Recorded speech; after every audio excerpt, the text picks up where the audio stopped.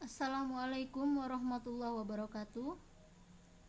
Puji syukur kita ucapkan karena pada hari ini kita masih diberikan kesempatan sehingga kita masih bisa melakukan kegiatan rutin kita, yaitu perkuliahan online pada mata kuliah teori bilangan.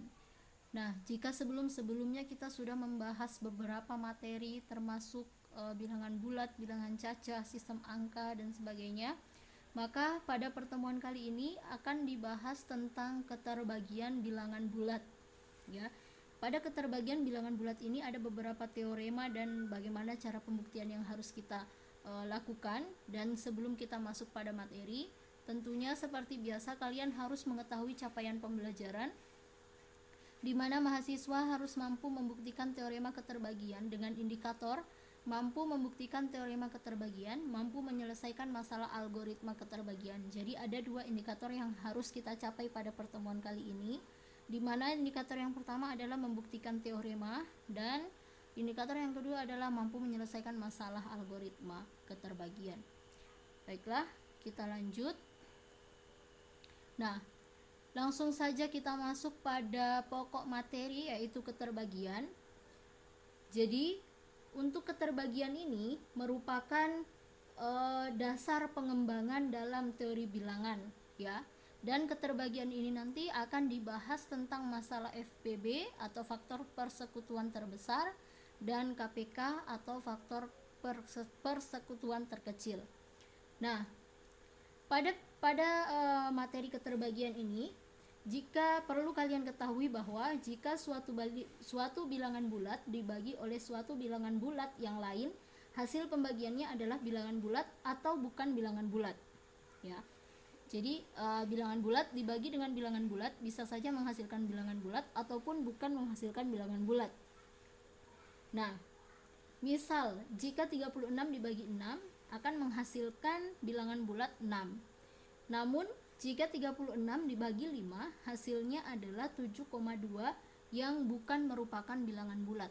Sehingga berdasarkan pernyataan tersebut diberikan sebuah definisi, ya, definisi 5.1. Suatu bilangan bulat A tidak sama dengan 0 membagi habis bilangan bulat B. Ditulis A garis tegak B. Jadi dibaca A membagi habis B.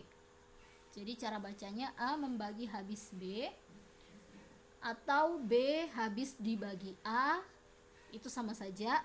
A membagi habis B atau B habis dibagi A itu sama saja dan tandanya adalah garis tegak.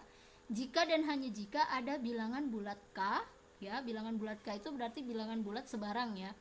Sehingga B itu sama dengan A kali K atau dapat dituliskan sebagai simbol, ya, simbol yang di bawah. Jadi simbol ini adalah menyatakan sebuah definisi 5.1, di mana simbol tersebut menyatakan untuk setiap A, B, elemen Z, Z itu adalah bilangan bulat, A habis membagi B jika dan hanya jika ada bilangan K elemen Z, ada bilangan K elemen Z sedemikian sehingga B sama dengan A kali K, di mana A tidak sama dengan 0. Jadi simbol ini menyatakan definisi 5.1. Nah, di sini diberikan contoh 5.1. Yang pertama, 5 habis membagi 15, ya. Atau 15 habis dibagi 5. Jadi sama, 5 membagi habis 15 atau 15 habis dibagi 5. Sebab ada bilangan bulat 3 sehingga 15 sama dengan 5 dikali 3. Jadi 3 adalah elemen bilangan bulat. Nah, kemudian contoh yang kedua, 5 tidak habis membagi 16. Jadi ada simbol tidak habis membagi, ya. Ada simbol habis membagi. Jadi simbol yang kedua itu adalah simbol tidak habis membagi. Jadi 5 tidak habis membagi 16 sebab tidak ada bilangan bulat M sehingga 16 sama dengan 5 kali M.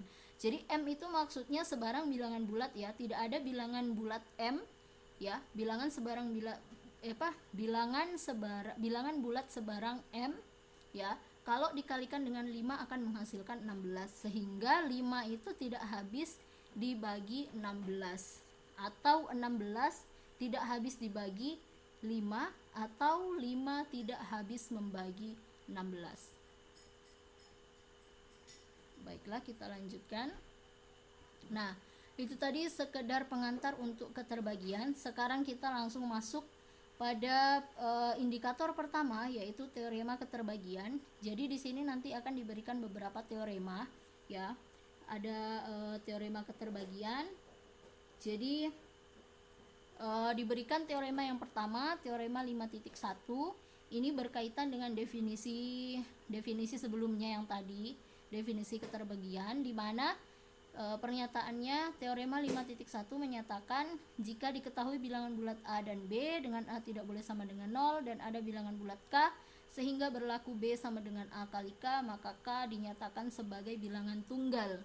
Artinya tidak ada lagi bilangan selain K yang bisa dikalikan dengan A sehingga bisa menghasilkan B, sehingga K itu dikatakan sebagai bilangan tunggal. Nah, kemudian teorema 5.2, jika A, B, dan C bilangan bulat, A membagi habis B dan B membagi habis C, maka A membagi habis C. Ya, secara ringkas dapat ditulis dengan simbol.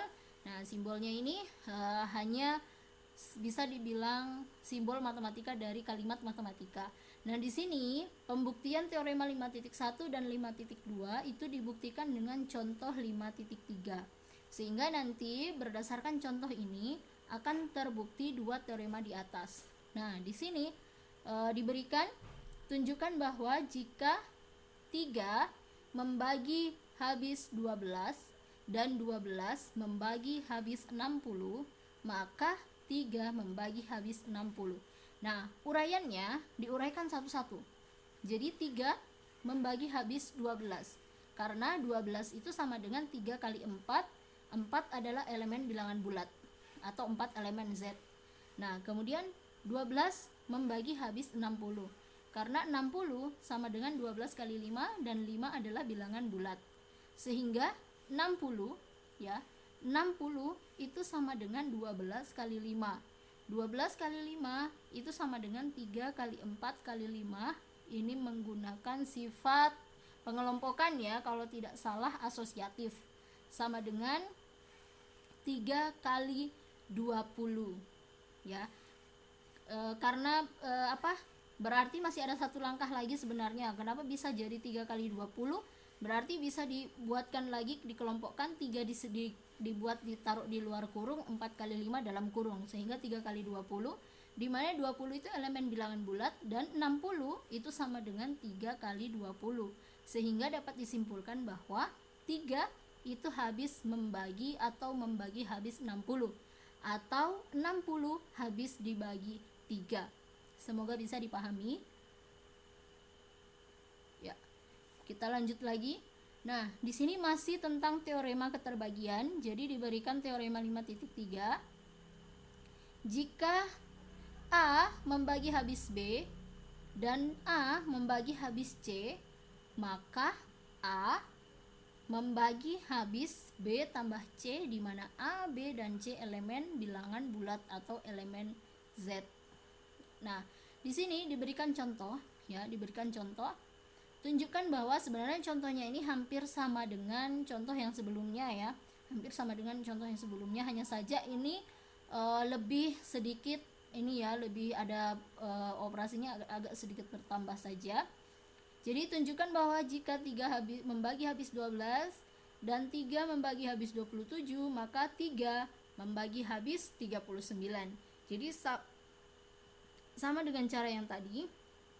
Jadi contoh ini adalah gambaran pembuktian dari teorema 5.3.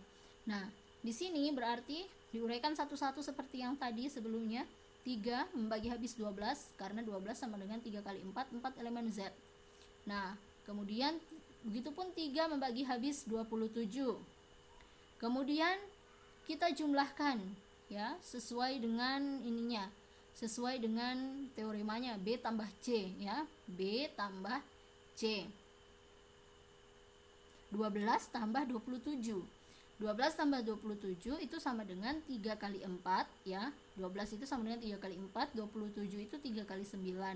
Sehingga bisa dibuat sifat distributif ya.